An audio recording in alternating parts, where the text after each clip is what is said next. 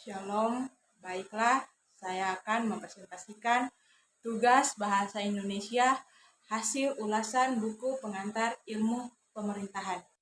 Perkenalkan, nama saya Dita Bella Puspita Tamaka dengan nomor NIM 220811030048. Fakultas Ilmu Pemerintahan dan Politik.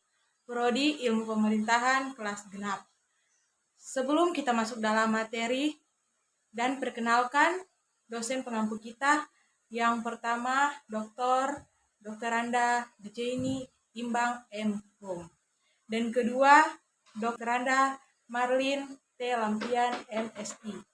Dan mari kita masuk dalam struktur teks ulasan. Yang pertama, identitas. Kedua, orientasi. Ketiga, tafsiran isi.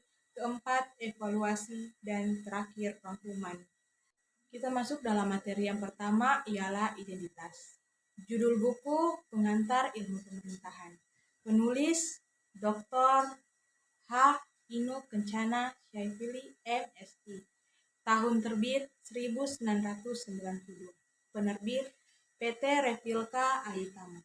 Jumlah halaman 155 halaman. Genre atau kategori non-fiksi. Bahasa Indonesia. ISBN 9798020693. Hak cipta dilindungi oleh Undang-Undang 1992. Warna buku biru putih. Kita masuk dalam materi kedua, ialah orientasi. Buku pengantar ilmu pemerintahan ini ditulis oleh Dr. H. Inu Kencana Syaifili MSI. Dia adalah seorang akademis dan birokrat Indonesia, dan ia lahir 14 Juni tahun 1952. Ia juga menjadi staf pengajar dan rektor dari Universitas Pandanaran. Selain sebagai dosen, Inu Kencana juga terkenal sebagai penulis buku aktif hingga saat ini. Buku ini terlaris yang ditulis Inu Kencana adalah IPBN Undercover.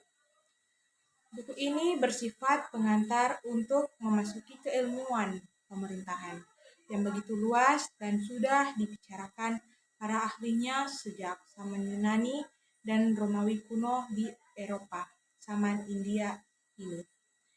Diharapkan dapat menurut antara lain sebagai berikut. 1. Keseluruhan ilmu pengetahuan tentang hal ikhlas yang berkenan dengan disiplin ilmu pemerintahan. 2. Merupakan gambaran secara sistematis tentang ilmu pemerintahan, mulai dari sejarah, secara kronologis, teori-teorinya, asas-asasnya, teknik-tekniknya, dan metodologinya. 3. Menjawab secara mendasar pertanyaan-pertanyaan pendahuluan seperti apa dan bagaimana sebenarnya ilmu pemerintahan itu sendiri. Yang ketiga, tafsiran isi. Dengan menambah dan mengurangi serta merevisi pada beberapa bagian tertentu buku ini kembali disuguhkan dalam bentuk yang diharapkan yang lebih memadai, dan walaupun membutuhkan waktu yang cukup lama untuk menghabiskan buku sebanyak ini, tetapi sudah menjadi bukti dapat diterimanya buku ini di dunia perguruan tinggi di seluruh Indonesia, terutama yang memiliki Fakultas Ilmu Sosial dan Ilmu Politik. Ilmu pemerintahan sebagai disiplin ilmu posisi, ilmu pemerintahan, negara, kekuasaan, demokrasi, dan kebijakan pemerintahan. Yang pertama, ilmu pemerintahan pandangan umum, ilmu pemerintahan pendefinisian ilmu pemerintahan. Yang kedua, ilmu politik, ilmu kenegaraan, ilmu non-kenegaraan. Yang ketiga, negara, bangsa asal-usul negara, pendelmaan negara, hakikat negara, teori asal-usul negara, teori kedaulatan negara, bentuk-bentuk negara, syarat-syarat negara.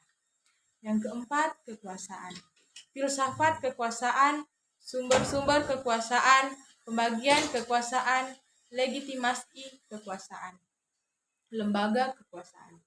Yang kelima, demokrasi. Pengertian demokrasi, prinsip-prinsip demokrasi, demokrasi langsung, demokrasi perwakilan, partisipasi, dan komunikasi politik. Yang keenam, kebijakan pemerintahan. Pengertian kebijakan pemerintahan, model kebijakan pemerintahan. Yang keempat, evaluasi. Evaluasi ini terdapat dua. Yang pertama, kelebihan. Kelebihan dalam buku ini memiliki banyak kelebihan dalam bidang ilmu sosial dan ilmu politik, lebih khusus di bidang ilmu pemerintahan, dengan menambah dan mengurangi serta merevisi pada beberapa bagian tertentu. Buku ini disuguhkan langsung dalam bentuk yang sangat memadai. Kalau mempunyai kelebihan, pasti juga mempunyai kekurangan. Kekurangan dalam buku ini membutuhkan waktu yang cukup lama untuk menghabiskan buku sebanyak ini.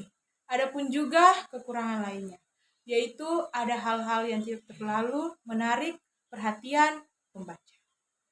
Terakhir, rangkuman. Dari keseluruhan uraian dalam bab-bab dimulai, sebenarnya dapat disimpulkan bahwa kelompok manusia memerlukan kepemimpinan pemerintahan untuk mengatur mereka.